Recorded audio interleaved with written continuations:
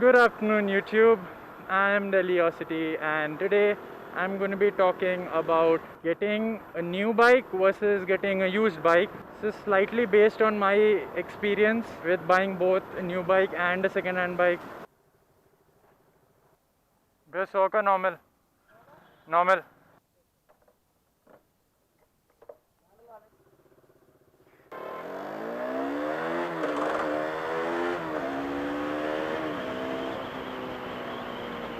Acha, so I was talking about getting a used bike versus a new bike. So now I'm going to list the reasons why you should avoid getting a used bike. And the number one reason is it is really easy for you to get fooled by the dealer or the person who's selling the bike. Now you'll ask why. Well, because the person who has had this bike, if he's the first owner or even if he's a second owner, he's had this bike for quite some time now. It's been months or probably even years, and he knows a lot about this bike, things that you do not know. And it will be really easy for him to fool you into buying this bike because you are not going to be able to check each and every detail. Now even if you do have a mechanic, there's always going to be one or two things that are going to get missed out, and those problems will come up later. Hopefully they shouldn't, but if they do, you're going to feel really sad because you spent your hard-earned money on this bike, and you would regret not buying a new bike. Now I'll just show you some of the things if I get some space to park. Let's find a space to park. Okay, I think I'll park here. I don't really know this neighborhood, but somewhere in Faridabad, yeah, somewhere near sector 22 or 21. I'm not sure. If you know this place, mention it in the comments and I'll park somewhere here because this looks deserted. If there is a lot of people around, they tend to. Okay, whatever. Let me just show you some of the things. So, firstly, if you're going for a used KTM bike, like any KTM bike, what you got to look for is oil seal leak. Do you see these lines over here? If you touch this silver portion over here, you get oil on your hands. If you see any oil on the rims, that means that there has been an oil seal leak. And oil seal leaks are really common on this bike because when dust gets inside in over here, then the oil seal breaks and you have the leak. And in case the seller has been smart and cleaned it up before showing you the bike, all you got to do is hold the front brake and press the suspension, and then you see any oil, even a trace of it, it's probably due to an oil seal leak. That's the first thing. Second problem on this bike would be the head gasket leak. See this upper portion and the lower portion, there's a rubber lining in between, and for many KTM users this thing leaks. It has, I don't know how it happens, but yeah, if you see oil all over the engine, there's probably been a head gasket leak. There could be other areas from where oil could leak too, and the person selling the bike to you would try to clean it up. So how do you find out? You've got to run the engine for some time and take it for a short spin, take the bike for a short spin, try to rev it hard a bit in between because you want to make sure that there isn't any oil leak that's been cleaned off. The next thing is going to be the stand has a lot of problems on this bike. There are two bolts at the back from here and those get loose very fast. So see this, if your stand goes down and it stops right there and then, and it doesn't move around a lot, this is the spring, but if it moves more than this, if it feels loose, then your stand is probably loose, and the treads on these two bolts inside, they get loose very fast. So that's another problem with KTM bikes that you need to look out for. These problems could occur on other bikes too. Now the next would be the chain. You see my chain, it's not lubricated, dirty from outside. This is not a good sign. This means that the owner hasn't taken proper care of it. Like me,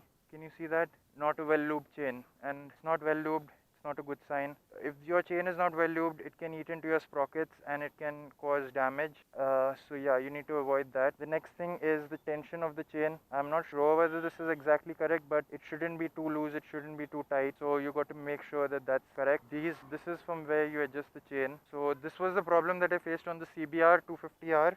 I had a bike that I bought, the chain was actually gone. It had come to the end of its life. 30,000 kilometers on that bike. I don't think the owner changed the chain. And one day while I was riding it, the chain just came off and came at an angle like this, and so the full thing jammed up, and I went skidding. Luckily I was only at 20, so nothing serious happened. I managed to control the bike and stopped it. That's one more thing you got to look out for. Now other than these, yeah, you got if you have liquid cooling in the bike, there, can you see that fan over there? So this whole engine casing has liquid coolant running around it, and that enters into this radiator. You got to make sure that the coolant level is correct, and also that the fan is working. In order for the fan to start, the bike needs to reach a certain threshold temperature, so you need to run the bike enough for the fan to turn on, because when I got my CBR, the fan's fuse was gone, and so the fan would never start. I didn't know about that, and the coolant temperature rose so high that I think there was a leak in the pipe because of that, and I almost got my engine seized. So that's a major problem. You need to make sure that the coolant is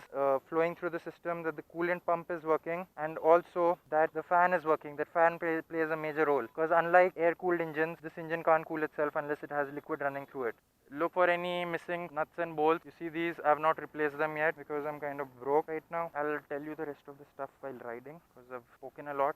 Now I don't know why I have this low battery warning all the time, but if you see any warnings on the speedometer, low fuel level is okay, but if the warning is not correctable, like mine for example, this low battery level warning never really goes, that's not a good sign again. And now I told you about engine braking, right? So after doing engine braking, my gearbox is kind of damaged. If I redline the first gear and I shift into second gear, it will make a loud clicking noise. I don't know whether you heard that, but yeah, it does make clicking noises at times. So you got to ride the bike very well and go through every gear. And if you are going to think that I'll maybe go till 4000 RPM and then I'm going to shift into the next gear, you're probably never going to know that the redlining the first gear has a problem, that there's a problem in the gearbox. So that's exactly what I'm talking about, and that's the reason why I feel it's really hard to detect problems in a used bike. Like all the problems I just mentioned, I could easily fool you into thinking that this bike is in perfect working condition. Like it is in perfect working condition, but there are these small things that are better off if you're told about them. If the owner tries to hide these things from you, then chances are that you're going to discover them later and you're going to feel really disappointed. You got to check the bike yourself, and after you made the full analysis, you know what the problems are. You check these things that I told you, okay? And then you go and ask the owner whether there's any problems. And if he doesn't mention even a single one of these, then he's probably trying to hide something. Okay, how do you know if your bike the bike that you're going to buy has had an accident? Now, if the bike you're buying is 1.5 years old, like mine is, then the owner has probably always serviced it from the service center, because the authentic service center, because you get free service coupons from the authentic service center. And I don't know about other companies, but for Bajaj and KTM, they have every bike, all your details are stored in their computers, and so take the bike to that service center, that particular service center where it was serviced from last, and you can check the full history of all the problems that have ever occurred in this bike and how the owner has dealt with them. That's something that can help you.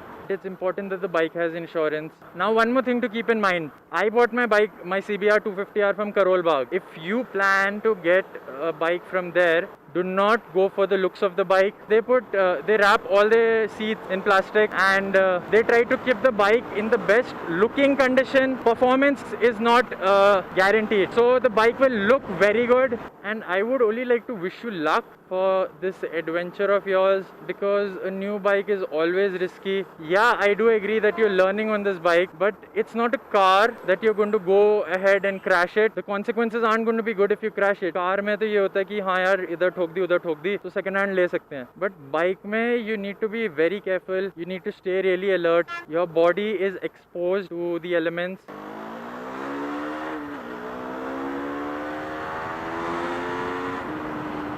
Get the metro. Look at all these people coming out. Bhai, सामने आ जा.